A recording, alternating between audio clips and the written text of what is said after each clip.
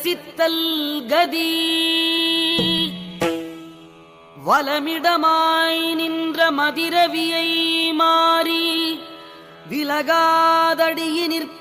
வீடு 64 யோகம் அவ்வளவும் தள்ளி ஒரு பொழுதும் உண்டு நிலையோ உலகமே மாயமென உன் மனதிற்கண்டு நலமாக நாதனடி நம்பு சித்தர் 18 செய்கையில் தோன்றாத அத்தன் அருளும் புசுண்டன் யான்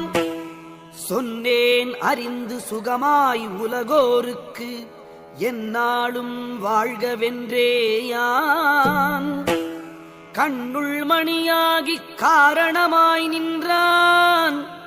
மண்ணும் உயிர் பதியுமா